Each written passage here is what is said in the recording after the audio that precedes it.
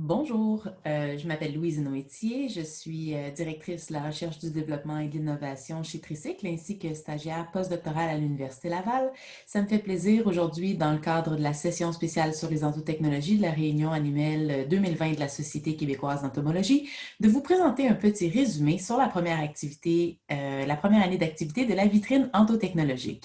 La vitrine endontotechnologique, en fait, c'est un projet en partenariat avec le Carrefour de recherche d'expertise du transfert en agriculture urbaine, le CRETO, la firme Tricycle, qui est une ferme modèle utilisée dans le cadre de cette vitrine-là, ainsi que l'Université Laval. Et c'est un projet qui est rendu disponible grâce au soutien financier du Partenariat canadien pour l'agriculture Québec-Canada.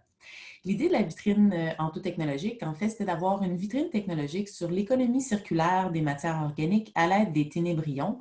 Et c'est une vitrine qui est soutenue par le MAPAC. On est en fait un pôle d'innovation et de transfert technologique sur les élevages d'insectes. Donc, il y a beaucoup d'activités de recherche et développement qui se fait chez Tricycle, à l'Université Laval et dans d'autres endroits sur les élevages d'insectes. Et ce qu'on contribue à faire, nous, c'est des ateliers de transfert technologique et de maillage à l'attention des différents éleveurs du Québec, mais aussi de différents joueurs qui sont présents dans cette filière émergente-là. Et on vise la co-construction de bonnes pratiques pour le secteur.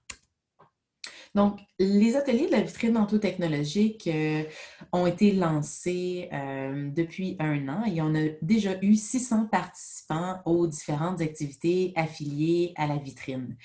Donc, c'est un énorme succès. Je vais vous raconter un peu aujourd'hui le parcours du grand succès de la vitrine endontotechnologique. Tout d'abord, la vitrine endontotechnologique, c'est une question de partenariat.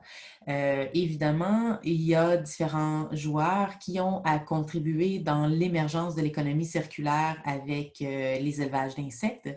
Et au tout début du lancement du projet, il y a certains partenaires industriels qui ont accepté d'entrer dans l'aventure avec nous.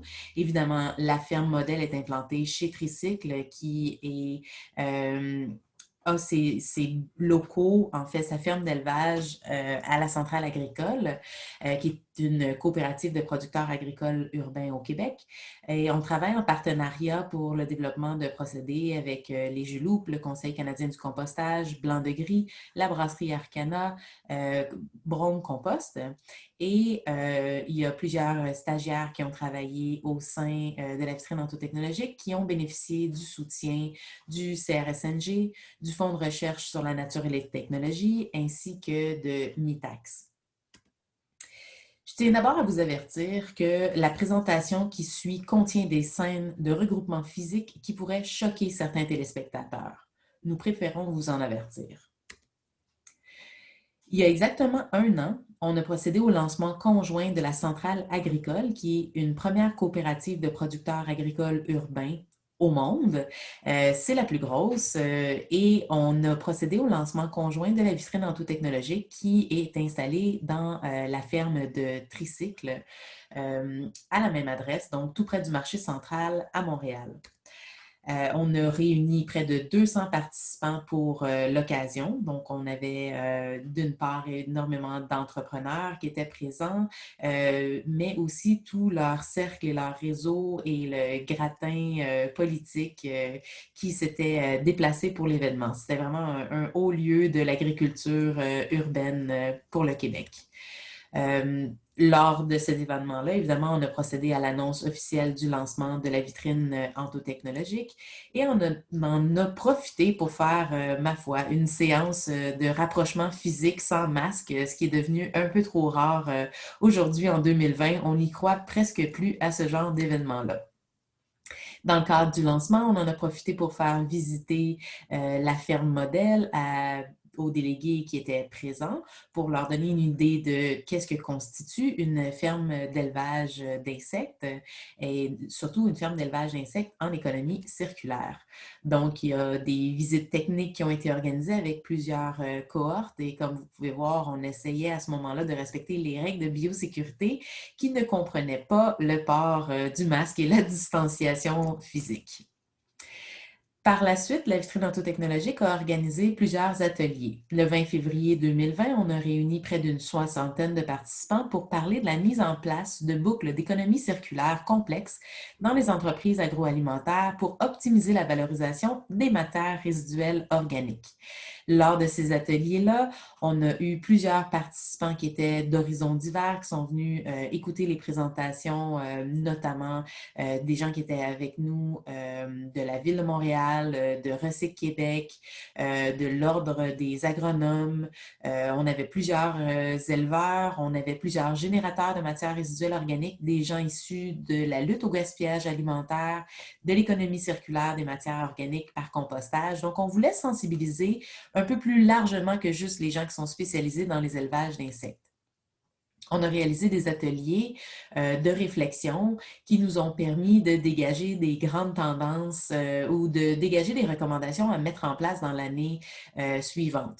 Notamment, une des recommandations était de mettre en place une action concertée par tous les acteurs du milieu pour bien rejoindre les gouvernements, les utilisateurs et les générateurs dans les élevages d'insectes. Et là, on voit évidemment, il y a l'émergence de la table filière qui est arrivée cette année, donc c'est un beau succès. On voyait qu'il fallait mieux comprendre l'intrant à nourrir à nos insectes, étudier la faisabilité de l'économie circulaire. Et un des enjeux qui est ressorti aussi, c'était les questions de biosécurité, de risque de contamination et de traçage auxquels on s'est intéressé durant le reste de l'année. L'atelier 2, le 37 mars, a réuni, quant à lui, 37 participants. C'était une prise de contact des acteurs de l'industrie et des ento-technologies. Vous comprendrez qu'au 30 mars 2020, les choses avaient changé un peu et les images de l'atelier sont beaucoup moins excitantes que les précédents.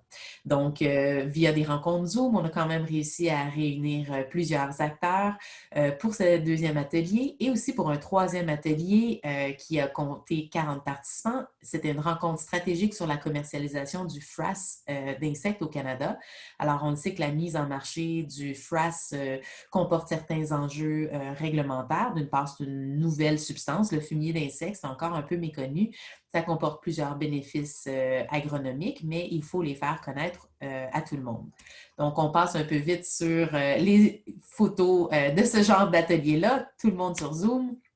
On a eu aussi des formations, notamment l'initiation à l'entomophagie et l'initiation à la production d'insectes comestibles qui ont regroupé plus de 75 participants. Ce sont des formations qui ont été données au niveau collégial avec le Cégep de Lévis-Lauzon, le Cégep de Victoriaville et le Collège Huntsic par Marie-Hélène Deschamps de l'Université Laval et moi-même. Donc, ça nous a permis d'initier plusieurs personnes qui pensaient se lancer dans les élevages d'insectes, évidemment pour leur faire comprendre que c'était important d'utiliser l'économie circulaire dans les élevages d'insectes. On a aussi procédé au développement de différentes formations, notamment lors de la dernière rencontre annuelle de la Société québécoise d'entomologie en novembre 2019. Il y a plus d'une cinquantaine de participants qui ont entendu l'allocution d'Étienne Normandin sur la biosécurité dans les élevages, mais on a par la suite raffiné cette formation-là pour vraiment en faire une formation exhaustive en biosécurité, santé et sécurité pour les travailleurs des élevages et aussi hygiène et salubrité, vraiment destinée au secteur de la transformation des insectes parce que la formation obligatoire du MAPAC pour les gens qui travaillent en transformation alimentaire nous parle de contamination à la salmonelle dans le poulet et de contamination croisée avec la laitue, ce qui n'a absolument rien à voir avec les élevages d'insectes. Donc, on a monté une formation beaucoup plus spécifique à l'attention des employés de ferme et des personnes qui font la transformation alimentaire dans les élevages d'insectes au Québec. Donc, cette formation-là a été très appréciée et on commence à la standardiser, à la donner à de plus en plus de gens régulièrement. On travaille aussi à former la relève. Donc, chez Tricycle, à travers la vitrine ento-technologique, on a fait la formation de personnel hautement qualifié issus des universités. On a eu aussi plusieurs stagiaires issus en grande partie du secteur collégial, mais aussi universitaire. Et on a eu aussi des personnes qui sont entrées travailler dans nos locaux dans le cadre de programmes d'intégration, que ce soit des personnes avec des défis particuliers ou encore des nouveaux arrivants.